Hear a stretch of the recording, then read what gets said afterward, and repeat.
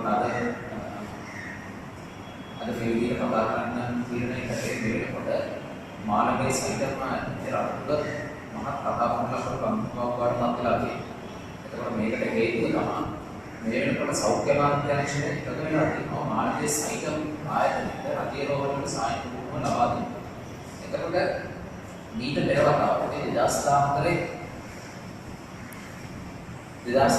September 10 Saukyaman tension lekam ini sudah permanen अधिकरण के लिए अपनी दैनिक देवा में एक एससी आता है दाहतर इन अनुभव के अटके मानव के साइकिल में ने शिक्षक पास ने किसी प्रोटोकॉल नाटक संबंध है तो ये इतो करो वेलवा औटर अडेरोहरल सानी कुम्रो लवादी का कटिंग कर नाम मेरे के साधारण वेलवा श्रीलंका वायु सभा आवे अनुमति अतुव तमाई श्रीलंका वायु सभा පිළිගන්නා නම් විතරයි ඔක්කොම සායන කුණු කටයුතු ලබා දෙන්න එකතු වෙලා තියෙන්නේ.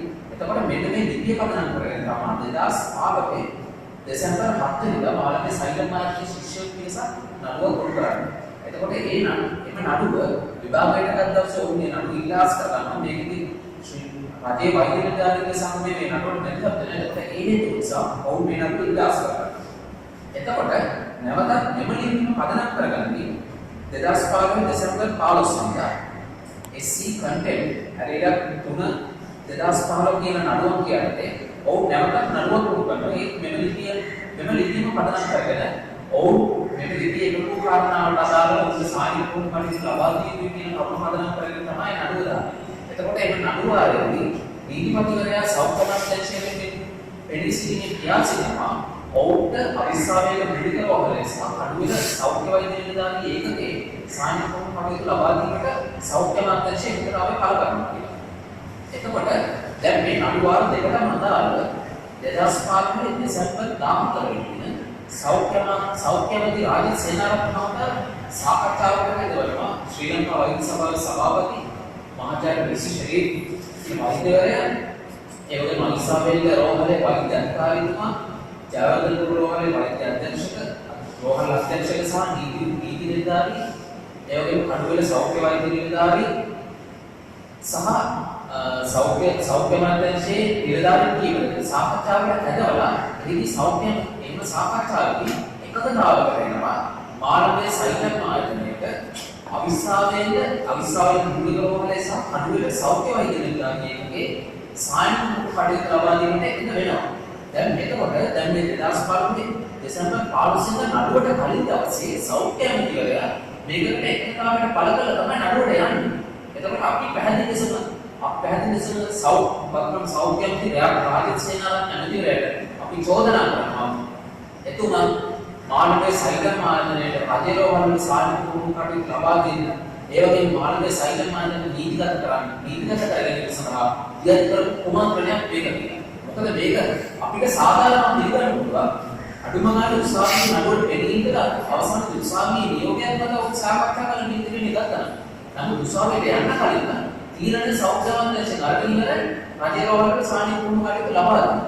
ඒ වගේම මීට පෙර එතුමා මේ විදිහට මෙලිහත් කරනවා. මීට පෙර ප්‍රසිද්ධියේම මාධ්‍යවල ප්‍රකාශ කරන කියනවා උගණම වාගේ මාළඹේ සයිලම් ආයතනය පවත්වාගෙන යන කවුරු මේකට උත්තරුණා මාළඹේ සයිලම් ආයතනය පවත්වාගෙන යන රජයේ මෙලිහත් කරනවා. මොකද මේ වෙනකොට වත්මන් සෞඛ්‍ය අමාත්‍ය රාජිත් සේනාරත්න මහතා මේ මාළඹේ සයිලම් ආයතනය නීතිගත කරන්න මේකට කුමන්ත්‍රණ කරන්න මේ කුමන්ත්‍රණයේ ඉදිරිපෙළ නියෝජනය කරගෙන යනවා. දැන් මේකට මම පෞද්ගලිකව බලපාන හේතුවක් තියෙනවා. මොකද මෙතුමාගේ පුතා චතුර සේනාරත්න මහතාගේ බිරිඳවල සමන්ති මහත්මයා මහත්මිය මේ වෙනකොට මාළඹේ සයිලම් ආයතනයේ ඉගුරු කරනවා. ඒ පෞද්ගලික හේතුවක් තියෙනවා. ඒ වගේම මේ වෙනකොට රජයේ පැහැදිලි ප්‍රතිපත්තිය කියනවා මාළඹේ සයිලම් ආයතනය නීතිගත කරනවා සහ අධ්‍යාපනයේ උදේට විකුණනවා කියන රජයේ පැහැදිලි ප්‍රතිපත්තිය ඉදිරියට කටයුතු කරගෙන යනවා. එතකොට ඒ යටතේ රජයේ මාළඹේ සයිලම් ආයතනය නීතිගත කරන්නේ මේ විදිහට නැතිව වෙනවා රජයේ පාර්ශවයෙන්. ඒ වගේම මොකද මේ රටේ පැහැදිලි ලෙසම අයවැය යෝජනා කියනවා වෛද්‍ය අධ්‍යාපනයේ හරුකොට අනිත් සියලුම අධ්‍යාපනංශයන් අධ්‍යාපනංශයන් පෞද්ගලීකරණය කරනවා කියලා. නමුත් මේ වෙනකොට එහෙම කිව්වත් රජය අනිකුත් සියලුම අංශ විතරක් මේ වෛද්‍ය අධ්‍යාපනය පෞද්ගලීකරණය කරන්න අදාළ මාළඹේ සයිලම් ආයතනයේ මේ විදිහට කුමන්ත්‍රණ කරමින් නැගිටිනවා. මේක තමයි යථාර්ථය. එතකොට අපි දන්නවා මේ වෙනකොට වත්මන් සෞඛ්‍යමන්ත්‍රී රාජසේනාරත්න මහත්මයාගේ ප්‍රධාන රාජකාරී බවට පත් වෙලා තියෙනවා මේ මානවයේ සයිකල් මාර්ගයේ නීතිගත කරන්න පිළිගතුමක් කරනවා. මේක තමයි ඉතින් දැන් ප්‍රධාන රාජකාරී වෙලා තියෙන්නේ. මේ වෙනකොට මීට පෙර දෙන්න මේ විදිහට උත්සාහ කරනවා. ඊට පෙර වතාවකදී ශ්‍රී ලංකා වෛද්‍ය සභාවේ අනුමැතිය මානවයේ සයිකල් මාර්ගයට ලබා දෙන්න ඔවුන් කුමන්ත්‍රණයක් දීලා කියලා ඒකට වෛද්‍ය ශිෂ්‍ය ක්‍රියාකාරකම් විදිහට අපි දැඩි ලෙස විරෝධය දක්වුවා. ඒ විතරක් නෙවෙයි ඊට අමතරව වෛද්‍යවරු අනිකුත් විශ්වවිද්‍යාල ශිෂ්‍යයන් විශ්වවිද්‍යාල ආචාර්යවරු විශාල ප්‍රදේශීය බලවේග ප්‍රමාණයක් මේකට විරුද්ධව සහන් කරා. ඒ හේතුවෙන් ඔවුන්ට කුමන්ත්‍රණය අකුල කරන්න සිද්ධ වුණා. ඒ නිසා අවසානයේදී වෛද්‍ය සභාව තීරණය කරනවා මානවයේ සයිකල් මාර්ගය වෛද්‍ය උත්පාදක ලබාගන්න සුදුසු නැත්නම් සුදුසු නැහැ කියන තීරණය දෙන්නවා. එතකොට මේක පෙරත් මේ විදිහට මෙහෙම එතකොට දැන් මේ වෛද්‍ය සෞඛ්‍යමන්ත්‍රී රාජසේනාරත්න මහත්මයාට මේ සෞඛ්‍ය ශාස්ත්‍රයේ වෙන කිසිම ප්‍රශ්නයක් තිබුණා අදාළ නැහැ. මේ වෙනකොට රටේ සෞඛ්‍ය ශාස්ත්‍රයේ දැවැන්ත ප්‍රශ්න ප්‍රමාණයක් නිර්මාණය වෙලා තියෙනවා. ඒ කිසිම දෙයක් අදාළ නැහැ. මෙන්න ප්‍රධාන රාජකාරී වෙලා තියෙන්නේ මේ සයිකල් මාර්ගයේ නීතිගත කුමන්ත්‍රණ කරනවා. එතකොට ඒ විතරක් නෙවෙයි. එතකොට මේ සයිකල් මාර්ගයේ මේ වෙනකොට විශාල ප්‍රශ්න ප්‍රමාණයක් මතුවලා තියෙනවා. අපි දන්නවා 2010 අවුරුද්දේ කමිෂ කියන ශිෂ්‍ය නැති වුණා. ශිෂ්‍ය නැති වුණා ඩෙන්ගු රෝගය වැළඳලා ඒ ශිෂ්‍ය මිය ගියා මානවයේ ඩෙවිඩ් ප්‍රනාන්දු රෝග ලැබුණා. එතකොට ඒකෙදි එම රෝග ලැබුණේ ඒ ශිෂ්‍යයාව පරීක්ෂා කරන සියලු දෙනාට සීමාවකින් කරලා දීලා තියෙනවා. එතකොට ඒ ශිෂ්‍ය අවසානයේදී ඩෙන්ගු රෝගයෙන් මිය ගියා. එතකොට ඒ ශිෂ්‍ය රෝහල් පිළිගත්තාම ඒ රෝහල් පිළේ ඒ ශිෂ්‍යයාගේ ලේවර් විතර 1 ලක්ෂ ගණනක බිලක් නියමයි. එතකොට දැන් මේ මානවයේ ඩෙවිඩ් ප්‍රනාන්දු රෝහල් ඇතුලේ මේ වෙනකොට ලේ මේ වගේ විශාල අත්දැකීමක් ක්‍රියා ප්‍රමාණ සිද්ධ වෙනවා. එතකොට අපි දන්නවා සෞඛ්‍යාභිමුඛයේ මරණය සම්බන්ධයෙන් මේ වෙනකොට වික්ෂුන් වහන්සේ නමක් වෛද්‍ය සභාවක් පැමිණිල්ලක් කළා තියෙනවා. මානවයේ සයිකල් මානවයේ නිවිල් ප්‍රණාන්දු රෝහලට තියෙනවා. එතකොට මේ වෙනකොට ඒ නඩුව ක්‍රියා කරනවා. එතකොට මේ වගේ කතාවක් නැහැ. එතකොට ඒ විතරක් නෙවෙයි මේ වෙනකොට ඔවුන් ශික්ෂණ රෝහල කියන නම පාවිච්චි කරනවා මානවයේ නිවිල් ප්‍රණාන්දු රෝහල. නමුත් ඒක ශික්ෂණ රෝහලක් කියන සෞඛ්‍ය මන්ත්‍රයේ නියමපදිච්ච කරලා නැහැ. එතකොට මේ වගේ විශාල අප්‍රමාණයක් තියෙනවා. එතකොට මිල්ට පෙර මානවයේ සයිකල් මාර්ගයේ මේ විදිහට තමයි සිද්ධ මේක වෙනසක් නැහැ. මේ අලුත සිද්ධ වෙච්ච දෙයක් නෙවෙයි. ආරම්භයේ පටන්ම ඔවුන් ජනතාව රවටමින් වංචනික ආකාරයෙන් තමයි පවත්වන්නේ. ඒක සම්බන්ධයෙන් අපි මිල්ට පෙර පිටිහිට මාධ්‍ය මේ සම්බන්ධයෙන් කල්පනාවරණය කළා කියනවා. එතකොට දැනුත් ඒක එහෙමයි. නමුත් ඒ කිසිම දෙයක් මේ වෙනකොට සෞඛ්‍ය ඉන්දියාවට අදාළ නැහැ. ඒකමගේ විශේෂයෙන්ට අදාළ වන කාරණා මේක සිද්ධ වෙනවා.